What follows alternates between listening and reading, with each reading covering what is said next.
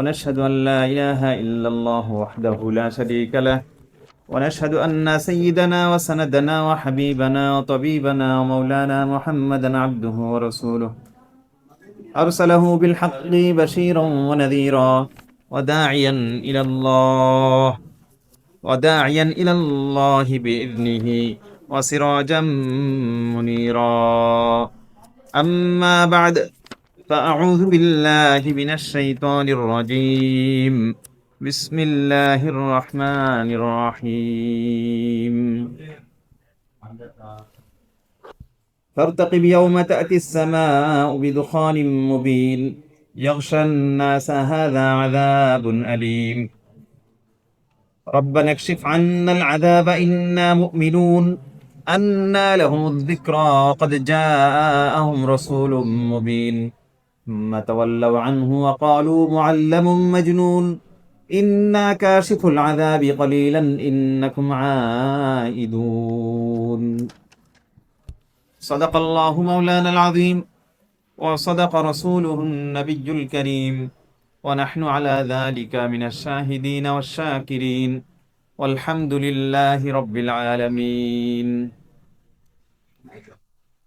এটা নিয়ে যান এটা।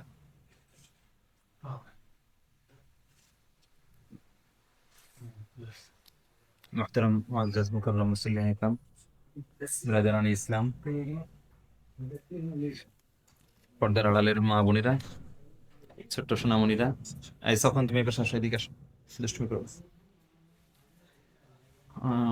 উপস্থিত সুধী সবাইকে শুভেচ্ছা এবং সালাম জানিয়ে আমাদের আজকের তাফসীরুল কুরআন মাহফিল শুরু করছি। শুরুতে মহান রব্বে করিমের দরবারে লাখো কোটি শুকরিয়া জ্ঞাপন করি। আল্লাহ তাআলা আপনাকে আমাকে বড়ই প্যার এবং মহব্বত করে ভালোবেসে তার পবিত্র ঘরে আসার তৌফিক দিয়েছেন। অন্তরের অন্তঃস্থল থেকে শুকরিয়া তান সবাই বলি আলহামদুলিল্লাহ। প্রিয় হাজরিন, এই যে আলহামদুলিল্লাহ বললাম, বুঝে বলা উচিত। আল্লাহ তাআলা আমাদেরকে যে মসজিদে আসার তৌফিক দিয়েছেন, এটা যে একটা নিয়ামত, সেটা আমাদের উপলব্ধি করা উচিত। এবং মসজিদের একটা আজমত আছে, মসজিদের একটা মহত্ব আছে। তো সেই উপলব্ধিটা আমাদের অনেকের নাই। আমরা এখানে আসছি মাশাআল্লাহ, আলহামদুলিল্লাহ, কিন্তু অনেকে আমরা এই উপলব্ধিটা হারিয়ে ফেলি। ঠিক পথে ঘাটে যে আচরণ করি, মসজিদে কি সে একই রকম আচরণ, সেটা কিন্তু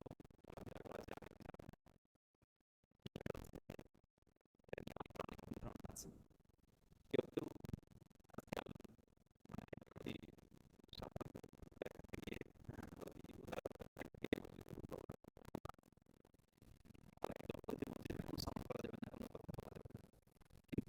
তো হচ্ছে মাঝামাঝি আজব ব্যাপার, মানে সবকিছুতেই হয় বাড়াবাড়ি না হলে ছাড়াছাড়ি। এটাই আজকের মুসলমানদের সমস্যা। প্রত্যেকটা বিধানের ক্ষেত্রেই কেউ অনেক অতিরঞ্জন করে যে কোনো টু শব্দ করা যাবে না, অথচ এমন না যে মসজিদে কোনো ধরনের অ্যাক্টিভিটি চলবে না, কোনো কিছু করা যাবে না, খালি এসে নামাজ পড়বে। অথচ মসজিদ শুধু নামাজ ঘর না, মসজিদকে নামাজ ঘর বলা ঠিক না, এমনকি মুসল্লা ওইগুলির আমরা তর্জমা করি নামাজ ঘর, অথচ নামাজ ঘর না, ওইটাও তো এক ধরনের মসজিদ। যে সমস্ত আমাদের সাউথ কোরিয়ায় মোট 200টা, প্রায় 200 বা তার একটু বেশি হবে মুসল্লা আছে। তো এইগুলি কিন্তু মসজিদের হুকুমেই। কিছু কিছু বিধান আছে যেগুলি মসজিদ থেকে ভিন্ন, যেমন ওয়াকফের মাসাইল আছে, এতেকাফের মাসলা আছে। হ্যাঁ, এছাড়া সেগুলিও মসজিদের যে সমস্ত কার্যক্রম সেখানে চালু রাখতে হবে। এবং অনেক মুসল্লা আছে অনেক মসজিদের চাইতেও ভালো অ্যাক্টিভ, আলহামদুলিল্লাহ মাশাআল্লাহ। আমাদের এই যে ওই দু যে মুসল্লাটা আছে, আমাদের এখানে আব্দুর রহিম ভাই আছে, তো ওনটা খুব ভালো অ্যাক্টিভ, ভালো দাওয়াতি কাজ, বিভিন্ন প্রোগ্রাম, মাহফিল হওয়া, হ্যাঁ, খাওয়া দাওয়া সবকিছুই সুন্দর আয়োজন আছে। তো এটা প্রশংসনীয়, এটা হওয়া উচিত। তো এখন আসল বিষয় কি, মসজিদে যে সমস্ত কার্যক্রম, এর ভিতর একটা নামাজ অনেক গুরুত্বপূর্ণ। জামাতের সঙ্গে শান্তিমতো সুন্দরভাবে নামাজ পড়া যায়, এবং নামাজ সবচেয়ে বেশি প্রায়োরিটি পাবে, এটা সত্য। কারণ একটা মানুষ যখন সেজদায় যায়, হ্যাঁ, এবং আল্লাহর সামনে দাঁড়ায়, তখন সে আল্লাহর সবচেয়ে কাছাকাছি। আপনি আল্লাহর সবচেয়ে নিকটবর্তী হবেন কখন? যখন আপনি সেজদায় গেলেন, তো সবচেয়ে বেশি আপনি নিকটবর্তী। তো এই বিষয়টা আপনার উপলব্ধি থাকতে হবে। এবং এটা একটা বড় কবিরা গুনাহ যে কেউ আল্লাহর সঙ্গে কথা বলছে, হ্যাঁ, সেই সময় আপনি ডিস্টার্ব করলেন, আপনি তার আল্লাহর সঙ্গে সংযোগ, এই সংযোগটাকে ছিন্ন করে দিলেন। এটা হাদিসে আছে যে এটা অনেক বড় পাপ। একটা বান্দা তার রবের সঙ্গে, তার মালিকের সঙ্গে একান্তে মুনাজাত, একান্তে আলাপ করছে, তো সেই সময় আপনি হইচই করলেন, আপনি আলাপ আলোচনা করলেন, তো সময়টা বুঝতে হবে। অনেক কাজ এমনি সময় ঠিক আছে, সমস্যা নেই, বরং মহৎ ভালো কাজ, কিন্তু একটা বিশেষ সময় সেটা এসে হারাম হয়ে যায়, সেটা এসে খুবই নিকৃষ্ট হয়ে যায়। তা আপনি, এটা একটা বাস্তবতা যে প্রবাসে আমরা সারা সপ্তাহ কাজে থাকি, আর মনের শান্তির জন্য, হ্যাঁ, আল্লাহর ইবাদতের জন্য আমরা শনি রবিবারে উইকেন্ডে মসজিদে আল্লাহর ঘরে আসি, বন্ধু বান্ধব পরিচিত জন, স্বদেশী দেশের মানুষ সব একত্রিত হই, তখন একটা মনে অন্যরকম একটা ভালো লাগা কাজ করে। এবং এটা হকও রয়েছে বন্ধুদের, দেশি ভাইদের, যে দেখা হলে সালামটা দেওয়া, কেমন আছেন, হাই হ্যালো করা, খোঁজ খবর নেওয়া, একটু আলাপ আলোচনা করা, আলাপচারিতা, এতে সওয়াবও আছে এবং এটা আমাদের মনের চাহিদা। কিন্তু এই সময়টা আমাদের বেছে নিতে হবে যে ঠিক কোন সময় এই কথা বলা যায়, আলাপ আলোচনা করা যায়। মসজিদের মুসল্লিরা নামাজ পড়ছে, ফরজ নামাজ শেষ হয়ে গেছে, এরপর কিছু সময় দেখেছি অপেক্ষা করেন কেউ আছেন, আগে আগে সুন্নতটা পড়ে নিয়েছেন, পড়েই ব্যাস আলাপ আলোচনা শুরু হয়ে যায়। তো এটা এখানে বিশেষ করে দেখেন, এখানে শুধু আমরা বাংলাদেশি না, বিভিন্ন দেশের মুসল্লি আছে, অনেকে বিরক্তি প্রকাশ করে, হ্যাঁ, অনেকে ইবাদতে আছে, নামাজ পড়ছে এই সময়, এবং এই কাজটা আমরা একটু বেশি করি। আমরা বাংলাদেশিরা অনেক আলাপী মানুষ, মানে কি বলে, এবং আলহামদুলিল্লাহ আমাদের ভাইরা অনেক মিশুক, এবং এই খোশ গল্প, আহ, যে ভালো গুণগুলি আছে, কিন্তু এটা ক্ষেত্র বুঝতে হবে, এটা আমাদের সীমাটা বুঝতে হবে, হ্যাঁ, যে এটা কিভাবে করা উচিত, অন্যের ক্ষতির কারণ না হয়। এবং সবচেয়ে বড় কথা, যখন কেউ তার মালিকের সঙ্গে একান্ত আলাপে নিমগ্ন আছে, ইবাদতের ভিতর নিমগ্ন আছে, সেটা যেন আমি বাধাগ্রস্ত না করি, সংযোগ যেন তার ছিন্ন না হয়ে যায়, ইনশাআল্লাহ এটা আমরা খেয়াল করব। আপনার বন্ধু বান্ধব আসলে কথা বলতে হবে, একটু অপেক্ষা করতে হবে যে মানুষের নামাজটা শেষ হয়েছে কিনা, শোভন ভাই, তাই না? এটা দেখে তারপরে আপনি কথা বলেন, ই করেন। মসজিদে কথা বলা যাবে না, এই কথা ভুল গলদ। রাসূল আকরাম সাহাবা একরামের খোঁজ খবর নিতেন, বাড়ির খোঁজ খবর নিতেন, তার ব্যক্তিগত বিষয় জিজ্ঞেস করতেন। এটা কোত্থেকে মাসলা আসলে যে মসজিদে কোনো আলাপ করা যাবে না, মসজিদ থেকে বাইরে গিয়ে তুমি আলাপ করো, এটা কেমন কথা? মসজিদে আপনি যতক্ষণ থাকবেন, হ্যাঁ, তো আপনার সব তো লেখা হতেই থাকবে। তো মসজিদে থাকেন, মুসল্লায় থাকেন, এইখানে সময় দেন। বাইরে কথা না বলে আপনি মসজিদেই কথা বলেন, কিন্তু আপনার দেখতে হবে যে অন্যের সমস্যার কারণ না হয়, অন্যের ক্ষতির কারণ না হয়, এবং ইবাদতে যেন বিঘ্নতা না ঘটে।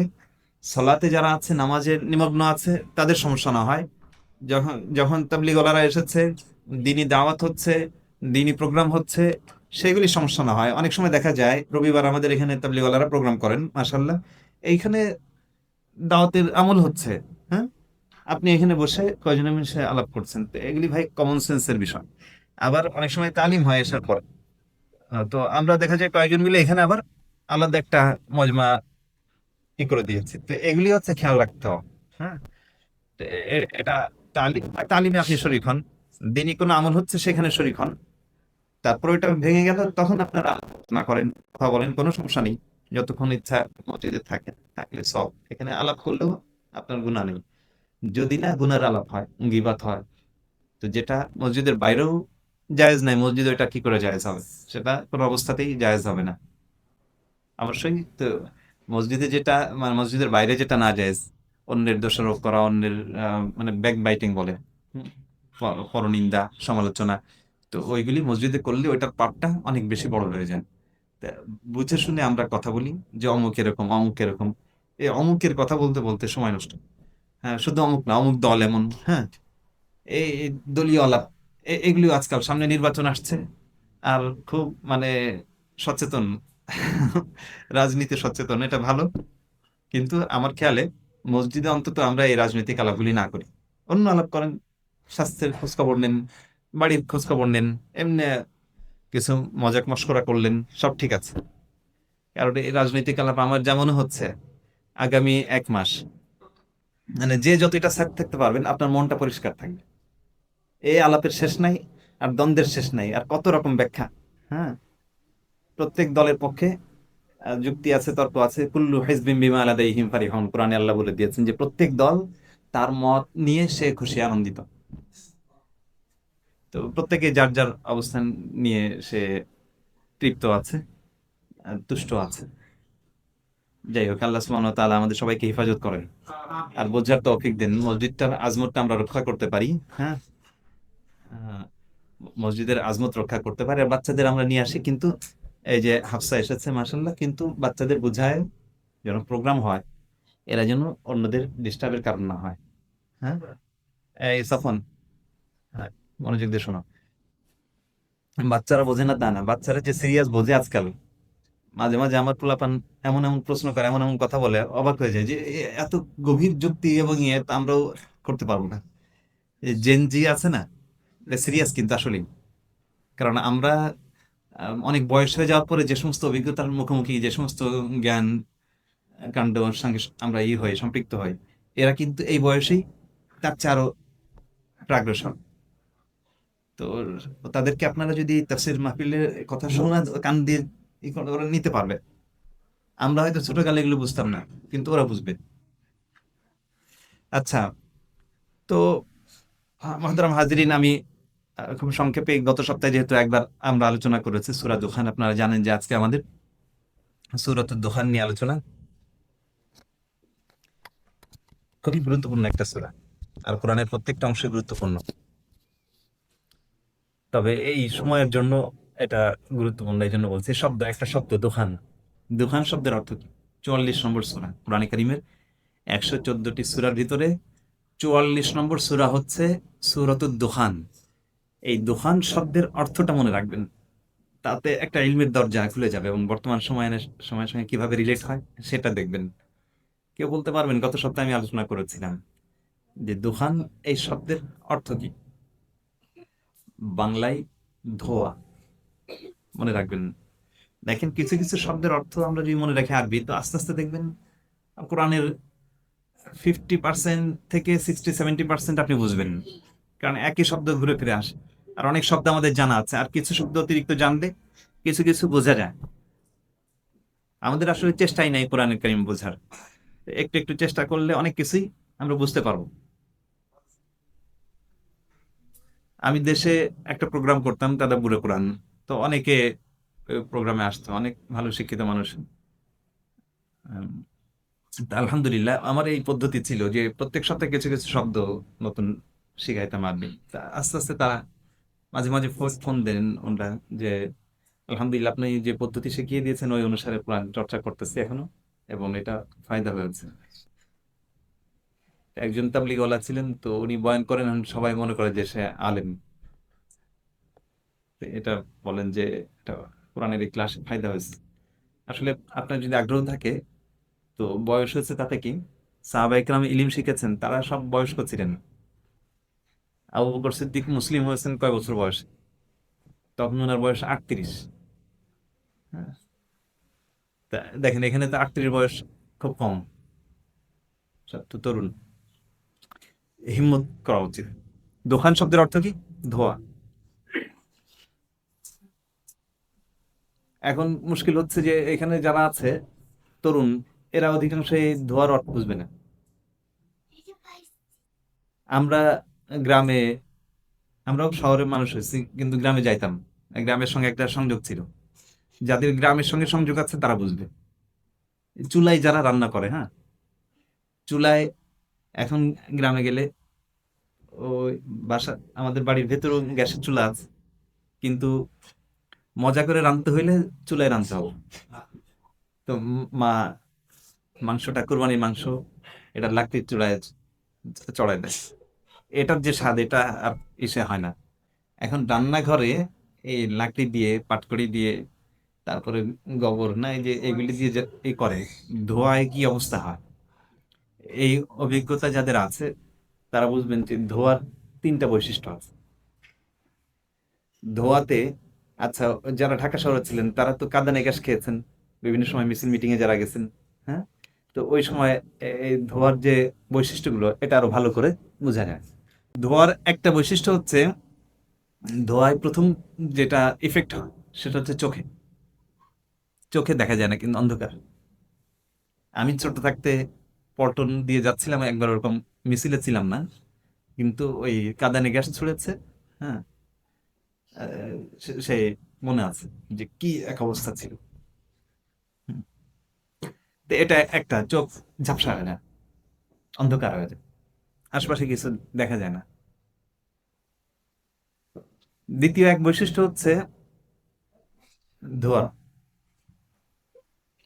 চোখের পরে দ্বিতীয় যেটা অনুভব করবেন, প্রথম তো চোখ। হ্যাঁ, এই যে মাশাআল্লাহ বাদল ভাই, ফুসফুস একটা ধোঁয়া, শ্বাস বন্ধ হয়ে যায়, নাক দিয়ে ধোয়ার দম বন্ধ অবস্থা হয়। আর 3 নম্বর হচ্ছে, দেখেন, চোখ, নাক, এরপরে মস্তিষ্ক। মানে আপনি তখন এদিক ওদিক যে দিক বেদিক ছোটাছুটি করে, হ্যাঁ, দিক হারা হয়ে যায়, কোন দিকে যাবে পায় না। প্রচন্ড ধোঁয়া যখন, তখন তো পথও দেখা যায় না। তো এই অস্থির হয়ে যায়, পথ হারা হয়ে যায়। তো এই 3টা বৈশিষ্ট্য যদি আপনি দেখেন, তাহলে এখন এই আয়াতের তর্জমা বুঝতে আপনার সুবিধা হবে। আর তার আগে বুঝবেন যে এই সূরাতুদ দোহান, আর সূরাত দোহানের আগের সূরার নাম কি ছিল? সূরাতুজ যুখরুফ, 43 নম্বর। আর যুখরুফ মানে হচ্ছে চাকচিক্য। আজীব ব্যাপার, আজীব, সুবহানাল্লাহ। দুনিয়ার যে চিজ আসবাব, দুনিয়ার বস্তু সমগ্র এবং পুরো দুনিয়াটা, হ্যাঁ, আনিসা, হ্যাঁ, কাম ডাউন। তো এই পুরো দুনিয়ার চিত্রটাই হচ্ছে এই যুখরুফ আর দোকান দিয়ে আপনাকে ব্যাখ্যা করা যাবে। যুখরুফ মানে চাকচিক্য, মানে কাছে টান, আকৃষ্ট করে, মনোলোভা, দৃষ্টিনন্দন, কাছে টানে, তাই না? সবকিছু। কিন্তু এই কাছে টানতেছে, আর আপনার হৃদয়ে পর্দা ফেলে দিচ্ছে, চোখ আপনাকে আচ্ছন্ন করে নিচ্ছে। যতই আপনি কাছে যাচ্ছেন, দুনিয়াদারির যতই আপনি কাছে যাচ্ছেন, ততই কি হচ্ছেন? আচ্ছন্ন। এখানে কোরআনের ভাষায় যে শব্দটা আসছে, আজকের আয়াত আমি তেলাওয়াত করলাম, 11 নম্বর আয়াত। গত সপ্তাহে 10 নম্বর পড়েছিলাম যে বালহুম ফি শাক্কি ইয়ালআবুন, এরা সন্দেহ সংশয়ের ভিতরে আছে, খেলাধুলায় মত্ত আছে। ফারতাকিব, অপেক্ষা করো। ইয়াউমা তা'তিস সামা বিদুখানিম মুবিন, সুস্পষ্ট ধোঁয়া, ধোঁয়াশা, ধূম্রজাল, দুখানিম মুবিন। হুম। আচ্ছা, 1 নম্বর দেখেন তো, সুস্পষ্ট ধোঁয়া মানে কি? মানে ব্যক্তিগত ধূম্রজাল না, ব্যক্তি না, পুরো সমাজ, পুরো সোসাইটির ভিতরে একটা ধোঁয়াশা, এককভাবে না। আর এটা বৈশিষ্ট্য ইয়াকশান নাস, আচ্ছন্ন করে ফেলা। হ্যাঁ, ইয়াকশান নাস। তাহলে আগুন জ্বালাইলে, আগুনের যে ধোঁয়া, কোথাও আগুন লাগলে, অথবা চুলার ধোঁয়া, অথবা কাঁদানে গ্যাসের যে ধোঁয়া, এতে প্রথম কাজ হয়, মানুষ চোখে দেখে না। সব আছে, ঠিক আছে, আলো আছে, কিন্তু আলোটা দেখা যায় না, চোখ ঝাপসা করে দেয়। দুনিয়ারই যে মত্ত হয়ে গেল, দুনিয়াদারিকে জীবনের পরম লক্ষ্য বানিয়ে নিল। তো প্রথম যেই সমস্যা এসে পড়ে, সেটা হচ্ছে সত্যকে সে দেখতে পায় না, হককে সে চিনতে পারে না। বিবেকের উপরে একটা পর্দা পড়ে যায়। সত্য যে নাই তা না। হুম। আলো যে নাই তা না, আলো ঠিকই আছে, সত্য আছে, আল্লাহ আল্লাহ রসুলের নির্দেশনাগুলি আছে, কিন্তু সে পর্দা পড়ে গেছে বোধের উপরে, অনুভূতির উপরে, অনুভবের উপরে, হিস এবং এহসাসের উপরে। তো এটা হচ্ছে প্রথম সমস্যা। সব ঠিক আছে, কিন্তু কিছুই সে পাচ্ছে না। এক নম্বর দেখতে পাচ্ছে না, আলো দেখতে পাচ্ছে না। দ্বিতীয় যেই সমস্যাটা হয়, দুনিয়াদারিতে নিমগ্ন হয়ে গেলে, বস্তুর চাকচিক্যের ভিতরে ডুবে গেলে, দম বন্ধ হয়ে যাওয়া মানে কি? নিঃশ্বাস ভারী হয়ে যাওয়া না? দম বন্ধ হওয়ার অর্থ হচ্ছে বুকটা ভারী ভারী লাগে। তো ওই ব্যক্তিটার কি হয়? বাহ্যিক ধোঁয়ার থেকে আপনি আভ্যন্তরীণ আধ্যাত্মিক রুহানি যেই ধূম্র, এটা আপনি ক্যাচ করতে পারেন। আল্লাহ সুবহানাহু ওয়া তাআলা দেখেন, মানবী বিষয়গুলি বোঝার জন্য, হ্যাঁ, তখন তুমি এদিকে এদিকে চলে আসো।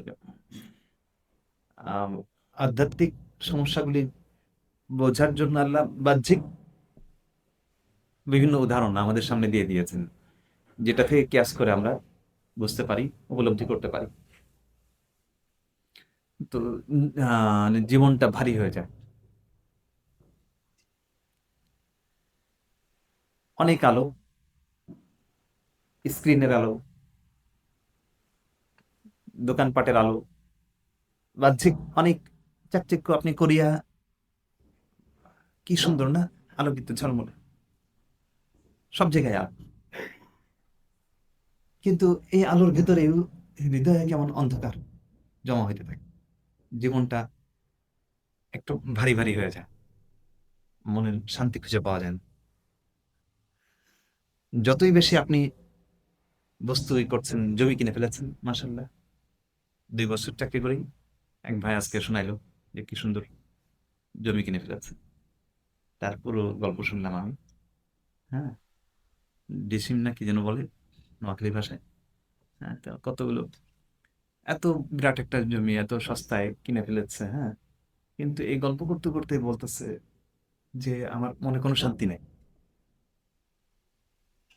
ভাইটা আছে কিনা, এ তো বাস্তবতা, এটা তো অনেকের জীবনেই, আপনার আশপাশে, আপনার নিজেদের ক্ষেত্রেও, যে আমি আমাদের যেটা লক্ষ্য ছিল সেটা আমরা হাসিল করে ফেলেছি জীবনে, করিয়া এসে যে একটা জমির মালিক আমি হব। কারণ টাকা ব্যাংকে রাখলে দিন দিন এটার দাম কমে, আর একটা জমি কিনে ফেললে ওটা দিন দিন বাড়বে, ওটা সত্যিকারের অ্যাসেট। হ্যাঁ, তো জীবনের লক্ষ্যটা তার পূরণ হয়ে গেছে, অনেক বড় একটা জায়গার মালিক, কিন্তু মানে চরম অশান্তি নাকি তার। এটা একটা। দ্বিতীয় আর তৃতীয় বৈশিষ্ট্য বললাম ধোয়ার কি, দিক হারা। দিক হারা, এটা ওই মিছিলে যারা গেছেন আর কাঁদানে গ্যাস খাইছেন, তারা এটা বুঝবেন মানে তখন কি অবস্থা হয়। 13 সালে হেফাজতের সময় এখানে দেখেছি আমরা কাঁদানে গ্যাস মারাত্মক। তারপরে এই যে 24-এর গণ আন্দোলনের সময় আবার দেখা গেছে বাংলাদেশে পুলিশের একটা বড় অস্ত্র, ছাত্র কর্ম করার লাগে, তখন মানুষ দিক বিদিক হয়ে যায়, পথ পায় না, পথ হারা হয়ে যায়, লক্ষ্যহীন। তখন গন্তব্য থাকে না যে আমি কোথায় যাব। হ্যাঁ, কোনো দিকে না, খালি দিক হারা হয়ে ছুটতে থাকে। তো দুনিয়াদারিতে যারা নিমগ্ন হয়ে যায়, ডুবে যায়, সে লক্ষ্য হারা হয়ে যায়। মানে প্রত্যেকটা জিনিসে তখন সে লক্ষ্য বানায় না। হুম, বস্তুকে তার কি বানায় নেয়, লক্ষ্য বানায় নেয়, টাকা পয়সা এবং সমস্ত অর্জন, দুনিয়াবী অর্জনগুলিকে তার জীবনের লক্ষ্য বানায়। যার কারণে তার যে আসল লক্ষ্য, হ্যাঁ, সে আসল লক্ষ্য থেকে সে বিচ্যুত হয়ে যায়, হারায় যায়। আসল লক্ষ্য থেকে বিচ্যুত হয়ে গেল, এর মানেই হচ্ছে তার লক্ষ্যহীন হয়ে গেল, লক্ষ্য হারা হয়ে গেছে, অস্থির হয়ে ছুটাছুটি করে।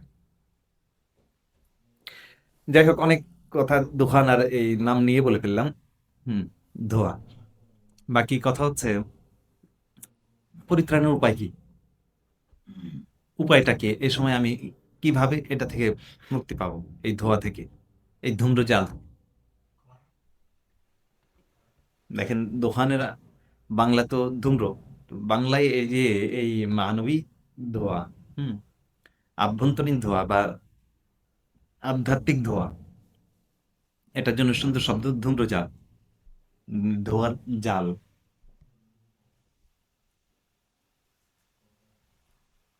এটার মুক্তির উপায় কি? এই ধোঁয়া থেকে মুক্তি পাইলে যেমন আপনি কাঁদানে গ্যাসের ওইখানে কি করে, আগুন জ্বালায় না। হ্যাঁ, ওই যারা মিছিলে যায় এরা সাথে গ্যাস লাইট নিয়ে যায়। হ্যাঁ, এটা আগুন জ্বালায়, তারপরে যে টায়ার পুড়ায় দেয়। টায়ার পোড়ায় কিন্তু প্রতিবাদ স্বরূপ না। হ্যাঁ, ওই টায়ার পোড়াইলে টায়ারের আগুনেও যে ধোঁয়া হয়, কিন্তু কাঁদানে গ্যাসের ধোঁয়া থেকে বাঁচা যায়। আবার গাছ টাছ পোড়ায়। যাক, দেশে এই ধরনের অরাজক পরিস্থিতি আর না আসুক। যে ভোগান্তি গেছে, এই 55 বছর ধরে এই চলতেছে এগুলো, এটা কবে শেষ আল্লাহ মালুম। সামনে নির্বাচন আসছে, নির্বাচন আগ পর্যন্ত আরো কিছু হবে, তারপর একটু শান্ত হোক, এটাই আমরা চাই, যারাই ক্ষমতায় আসুক। হুম। আচ্ছা, কিন্তু ইতিহাসের সাক্ষী এটাই যে ইতিহাস থেকে কেউ শিক্ষা নেয় না। ইতিহাসের সবচেয়ে বড় শিক্ষা হচ্ছে এটা।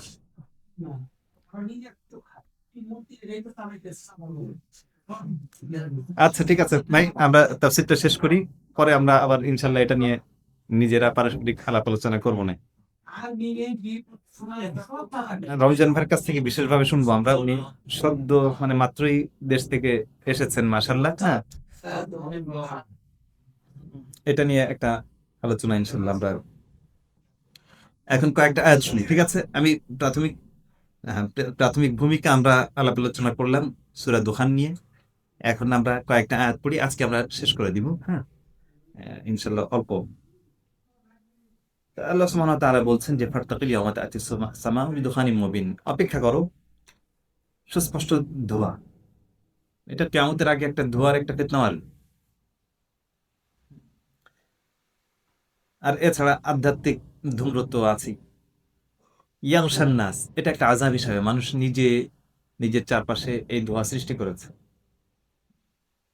ধোঁয়াশা সৃষ্টি করেছে। এখন সত্যকে সে চিনে না, হক এবং বাতিল বোঝে না, ভালো এবং মন্দের পার্থক্য নাই, আলো এবং অন্ধকারের পার্থক্য নাই।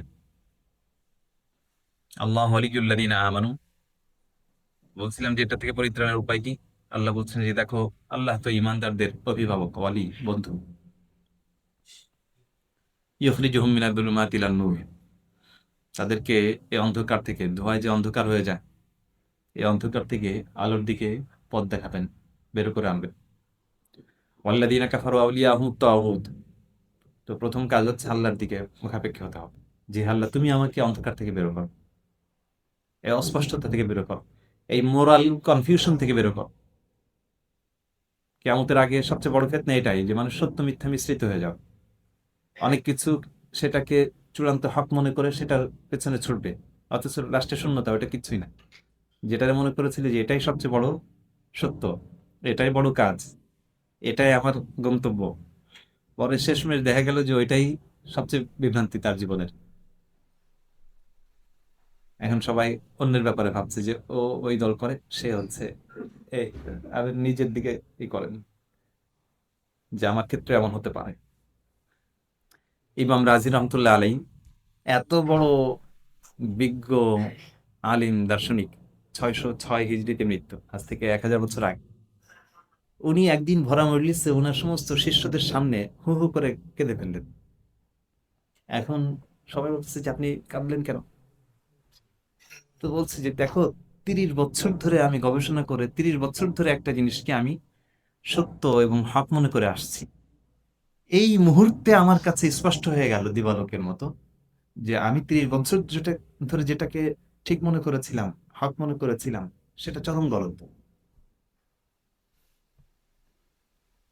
তো ওই যুগের বিখ্যাত মনীষী ছিলেন ইবনে আরবি, স্পেনের।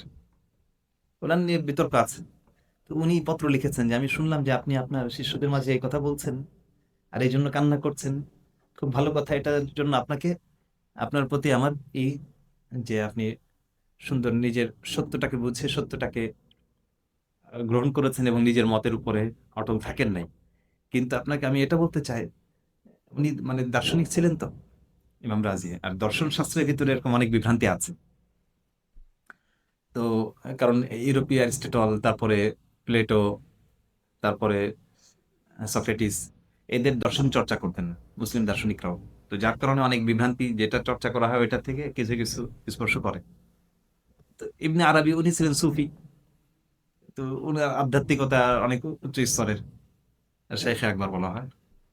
উনি বললেন যে আপনি ঠিক আছে, আপনি একটা জিনিস পেয়েছেন, সত্য পেয়ে এখন আপনি কান্না করছেন, ভালো সত্য পেয়েছেন, কিন্তু ওই একটার জন্য কান্না না করে আরো আপনি এমন বহু বিষয় আছে, হ্যাঁ, যে আপনার দর্শন শাস্ত্রের যেগুলিকে এখনো আপনি ঠিক মনে করছেন, হতে পারে যে সেগুলিতে আপনি ভুলের উপর আছেন, সুতরাং সেগুলির জন্য আপনার কান্না করা উচিত, সেগুলির জন্য আপনার ভাবা উচিত। তো এরকম বড় বড় স্কলার, বড় মনীষীদের ক্ষেত্রে এমন হয়, আমরা সাধারণ মানুষ আমাদের ক্ষেত্রে হতে পারে যে একটা জিনিসের জন্য জীবন দিয়ে দেয়, হ্যাঁ, একটা জিনিসকে মনের ভিতরে এমন জায়গা করে নেয় যে ওটার আর নড়চড় নাই। এই সমস্ত বিষয়ের ভিতরে অত গভীরে না ঢুকে সাধারণ মানুষের মতো আমাদের ইসলামকে সহজভাবে ফলো করা উচিত, আল্লাহর যে বিধানগুলি আছে, এবং এরকম এই সূক্ষ্ম বিষয়াদির জন্য পারস্পরিক সম্পর্কগুলি নষ্ট না করা, যে আমি এই দলের, সুতরাং এর বাইরে যে দল আছে, অনেক আছে তাবলিগ করে মাশাআল্লাহ, তো তাবলিগের বাইরে যারা আছে তাদেরকে আর মানে কোনো ইসলামের ভেতর আছে কিনা এই নিয়ে সন্দেহ তৈরি হয়।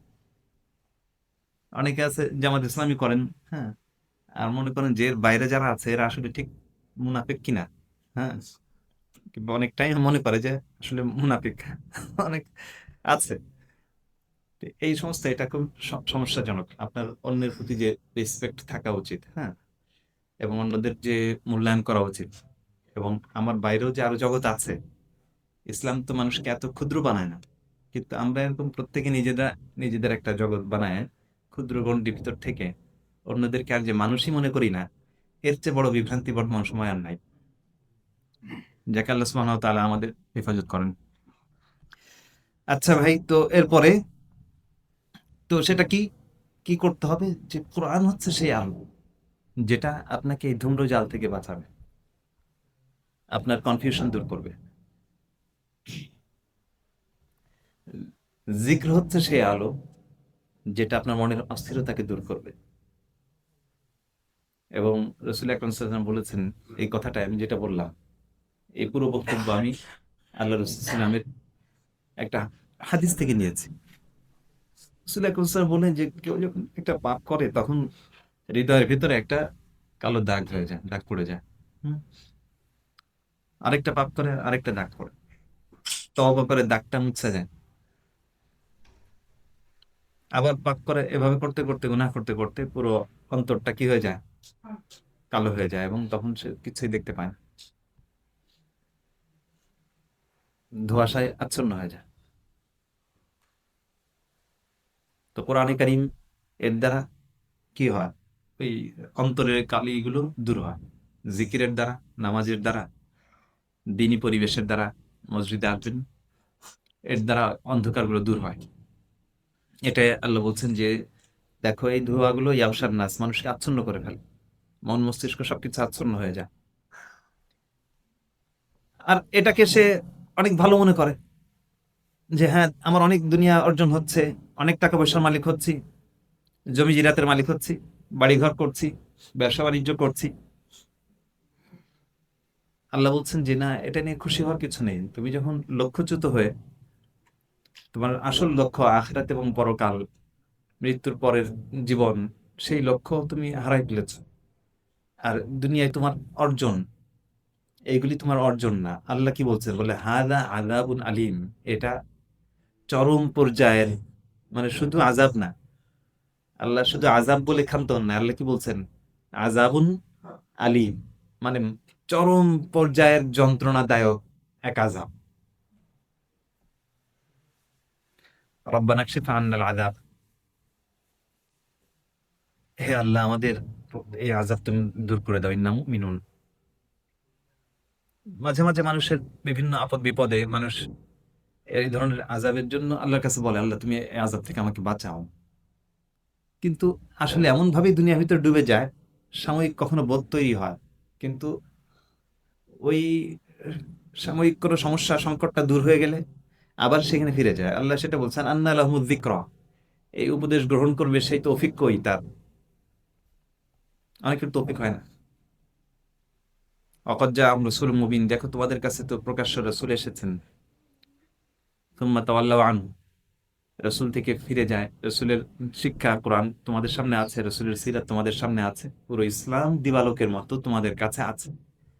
তারপরেও অনেকে মুসলিম দাবি করছে, কিন্তু তার ইসলামী জীবন, ইসলামী লাইফস্টাইল, ইসলামী জীবনযাত্রা, ইসলামী ব্যবস্থার প্রতি তার সন্দেহ। হ্যাঁ, এটাকে মান্ধাতা আমলের, যে আধুনিক এই সময় এটা চলবে না। শরীয়ত, দেখেন শরীয়ত নিয়ে আজকাল আলাপ হচ্ছে যে শরিয়া আমাদের রাষ্ট্রে এটা কায়েম করা। তো অনেক মুসলিম এটা নিয়ে সংশয় আছে যে আসলে শরিয়া কি, ইসলাম কি এই যুগের উপযোগী কিনা। হ্যাঁ, ক্বালু মুআল্লাম মাজনুন। তা আল্লাহ বলছেন, ইয়াওমা নাবতিশুল বাতশাল কুবরা ইন্না মুনতাকিমুন, যে আমার দেওয়ার ব্যবস্থা, আমি যেই নিজাম দিয়েছি, আমি তোমাদেরকে চলার জন্য যে ব্যবস্থা দিয়েছি, এটা নিয়ে তোমরা সংশয় আছো। ইন্না মুনতাকিমুন, আমি আল্লাহ বলছেন যে আমি তোমাদের কাছ থেকে প্রতিশোধ নিব। আল্লাহর ব্যাপারে সংশয়, আল্লাহ দিয়েছেন রাহিম করিম হয়ে আমাদের ভালোর জন্য, আর আমরা সেটা নিয়ে সংশয়। কয়েকদিন আগে কিছু ইমিগ্রেন্ট থেকে, মাইগ্রেন্ট অফিস থেকে এখানে কিছু মানুষ এসেছিল, অফিসাররা। তো তাদের সঙ্গে ইসলামের কথা বলছি, হ্যাঁ, এবং ইসলাম যে সুন্দর একটা ধর্ম, এটা আমি তাদেরকে আমার সাধ্যমতো আমি বুঝাইতেছি। তো কয়েকটা মেয়ে বললো যে না, এটা কঠিন, আমি ধর্মের মানে এটাই, মানে ইসলাম সম্পর্কে বর্তমান দুনিয়ায় এই ইসলামোফোবিয়া এবং ইসলাম সম্পর্কে মিস ইনফরমেশন, ভুল তথ্য ছড়িয়ে দেওয়া হয়েছে যে ইসলাম এক কঠিন জীবন ব্যবস্থা, আর আমাদের মুসলিমদের ভেতরেও এটা ঢুকে আছে। অথচ ইসলাম সবচেয়ে সুন্দর এক ব্যবস্থা।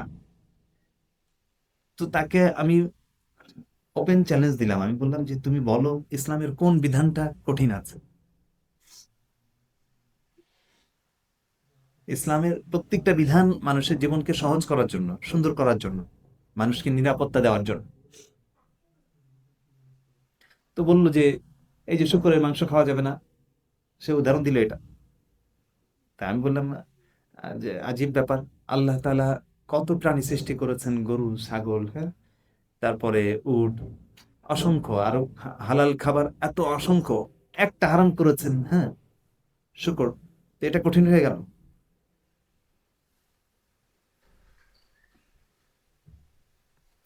অসংখ্য খাবার রয়েছে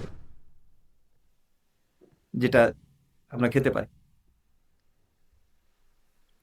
আচ্ছা, যাই হোক, তারপরে দেখেন ডায়াবেটিস যদি হয়, তারপরে টিজি বেড়ে যায় আপনার, আরো এই ধরনের যে সমস্ত রোগ আছে, ডাক্তার আপনাকে কি করে? আপনাকে অনেকগুলো খাবার নিষেধ করে দেয়। আপনি বলবেন যে ডাক্তার খারাপ, যে এইগুলি আমাকে কি করেছে, অথচ এটা তো আপনার ভালোর জন্য। আপনি কয়দিন যদি মাংস না খান, হ্যাঁ, আপনি কয়দিন যদি ভাত না খান, দেখেন ইসলামে তো খালি শুকর, আপনার ডাক্তার ভাত খাইতে নিষেধ করে, তারপরে ডাল খাইতে নিষেধ করে, মাংস খাইতে নিষেধ করে, খালি অ্যালার্জি শুধু। আপনার বয়স কম, বুঝবেন কি রোগ ব্যাধি, আর একটু বড় হন তারপরে দেখবেন কত রকম রোগ আছে, আর ডাক্তার কত রকম সাজেশন আছে। এই দেখেন এত খাবার, কিন্তু খুশি খুশি আমরা এটা নিয়ে নিই, এবং কয়দিন প্র্যাকটিস করে আমরা বুঝি যে কত আরাম। আমার নিজের কয়দিন আগে খুব খারাপ অবস্থা ছিল, তাই এই ডাক্তারের পরামর্শ নিয়ে আলহামদুলিল্লাহ, মানে কিছুদিন যদি আপনি সেফ থাকেন, হ্যাঁ, তো অনেক আরাম। এখন আল্লাহ তো বেশি কিছু বলে নাই, খালি শুকরের মাংসটা বলেছেন। যাই হোক, তো নিজেদের, আপনার নিজের ধর্মের উপর আস্থা থাকা উচিত যে আল্লাহর যে হুকুমগুলি আছে আমাদের জন্য এটা কল্যাণকর।